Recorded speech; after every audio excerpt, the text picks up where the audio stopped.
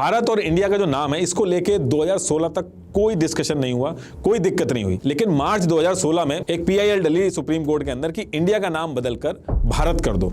इस पीआईएल को chief justice TS Thakur और जस्टिस यूयू ललित ने सुना और पीआईएल सुन के जिसने पिटीशन डाली थी उसको एक तरह से फटकार लगाई।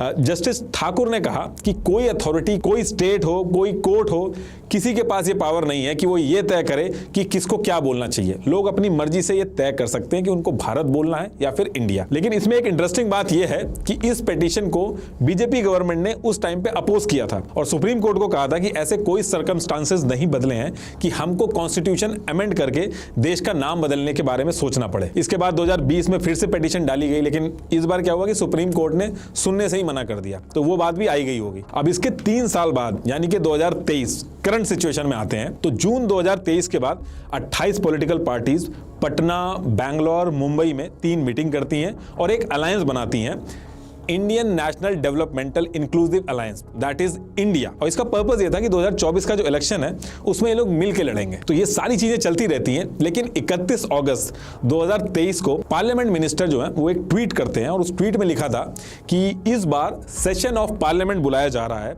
और उसकी जो डेट होगी वो 18 सितंबर 2023 से 22 सितंबर 2023 तक रहेगी। अब देखिए, जब तक कोई बड़ा मुद्दा ना हो, पार्लियामेंट का जो स्पेशल सेशन है ऐसे लाया नहीं जाता है। कुछ ही महीने में रेगुलर पार्लियामेंट्री सेशन जो है वो भी होने वाले थे। तो अचानक से इस ट्वीट के बाद ट्रेंड चलने लगे ट्विटर पे, मीडिया में हल्ला होने लगा, डिस्कशन होने लगे, डिबेट होने लगे। किसी ने कहा कि 1 नेशन 1 इलेक्शन होगा, किसी ने यूसीसी की बात की और अलग अलग गेस करने लगे लोग। और ज्यादातर लोग ये गेस कर रहे थे कि ये जो 1 नेशन 1 इलेक्शन है इसी की वजह से स्पेशल सेशन जो है वो रखा गया है। अब 31 अगस्त को ये ट्वीट आता है और 9 से 10 सितंबर तक G20 होना था।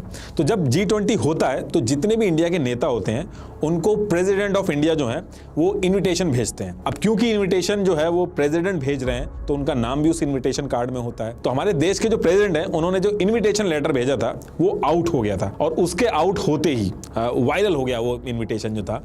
प्रेसिडेंट ऑफ इंडिया की जगह प्रेसिडेंट ऑफ भारत लिखा था उसमें और सब में हल्ला हो गया कि कोई 1 नेशन 1 इलेक्शन की बात नहीं हो रही है।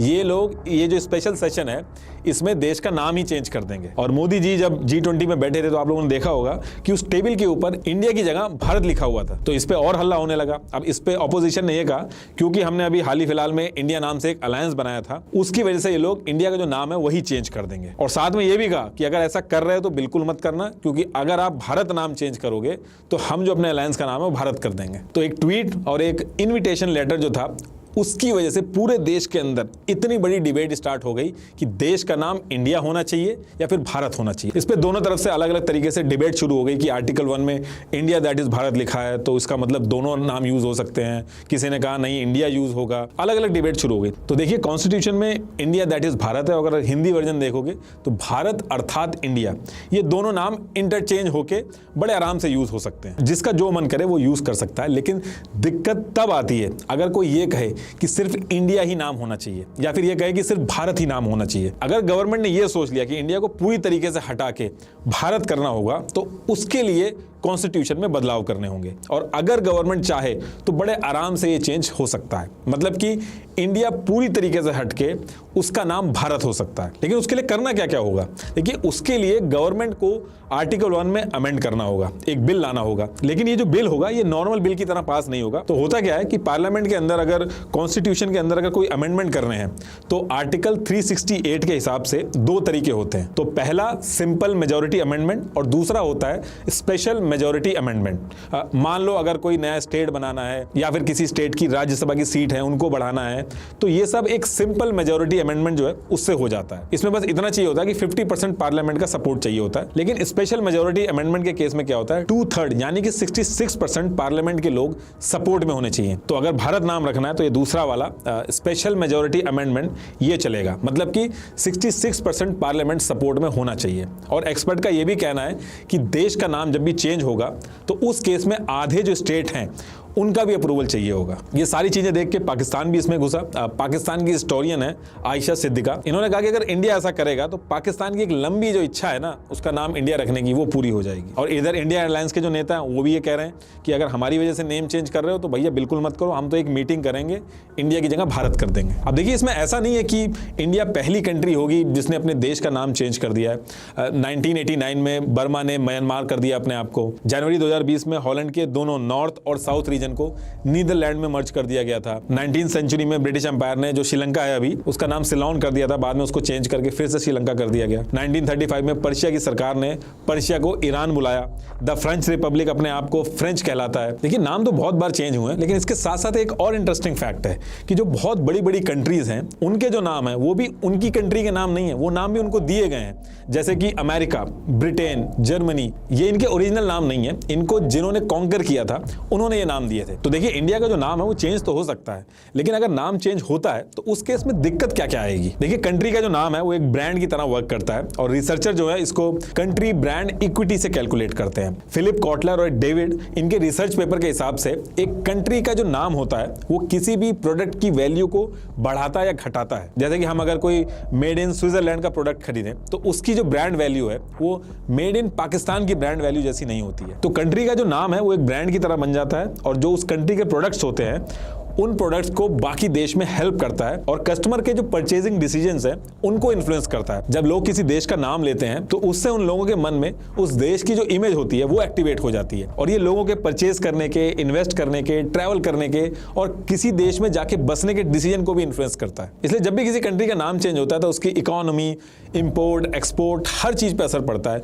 आर्मी की यूनिफॉर्म से लेके करेंसी तक हर चीज बदलनी पड़ती है। और जो एक्सपर्ट्स हैं इस फील्ड के उनका यह कहना है कि जो कंट्रीज नाम चेंज करती हैं ये उन कंट्रीज के लिए सही रहता है जिनकी बदनामी हुई हो, लेकिन जो बड़े और अच्छी इमेज वाले देश हैं वो जब नेम चेंज करते हैं उनको नुकसान होता है। और यही रीजन है कि जर्मनी, ब्रिटेन, अमेरिका जिन्होंने इनके ऊपर रूल किया उन्होंने ही ये नाम दिए उनको, लेकिन उसके बाद भी इन बड़ी कंट्रीज ने वो नाम चेंज नहीं किया। इनफैक्ट मैं अगर इंडिया का भी एग्जांपल लूं तो बंगाल जो है उसके पार्टीशन हुए कितने साल हो गए। जो ईस्ट बंगाल था वो आज की डेट में बांग्लादेश हो चुका है, लेकिन इंडिया वाला जो वेस्ट बंगाल है वो अभी तक उसने अपना नाम चेंज नहीं किया क्योंकि बहुत सारे कॉम्प्लिकेशंस हैं। नाम जब चेंज होता है तो इंटरनेशनल, नेशनल, स्टेट, डिस्ट्रिक्ट और लोकल लेवल पे चेंज होता है और इंडिया के अंदर नाम चेंज करना बाकी कंट्रीज के कंपैरेटिवली और ज्यादा मुश्किल है क्योंकि ये दुनिया का सबसे डाइवर्स नेशंस में से एक है।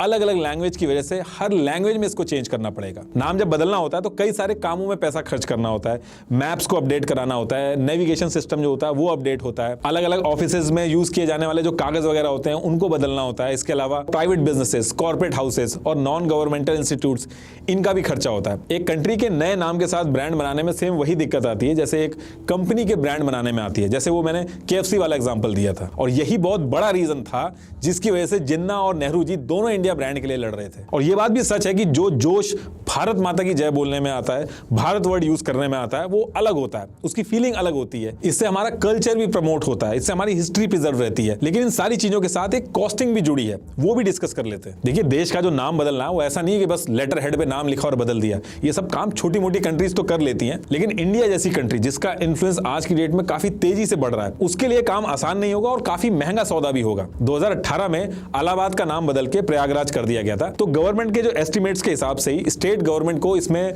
300 करोड़ रुपए खर्च करने पड़े थे। 2018 में एक अफ्रीकन कंट्री थी स्वाजीलैंड, इसने अपना नाम चेंज करके स्वातिनी रख लिया था। साउथ अफ्रीका के intellectual property lawyer Darren Oliver ने इसको एक कॉर्पोरेशन से कंपेयर करके कितना पैसा लगा एक देश को नेम चेंज करने में उसको कैलकुलेट करने का एक मॉडल बनाया। इस मॉडल के हिसाब से एक बड़ी कंपनी की एवरेज मार्केटिंग कॉस्ट उसके टोटल रेवेन्यू की 6% के आसपास होती है और जो रीब्रांडिंग कॉस्ट है वो ओवरऑल मार्केटिंग बजट का 10% हो सकती है। तो ये जो मॉडल है इस मॉडल को उठा के आउटलुक मैगजीन ने इंडिया नाम चेंज को एनालाइज किया और उनके हिसाब से इंडिया का नाम बदलने में कम से कम 14,000 करोड़ रुपए का खर्चा आएगा।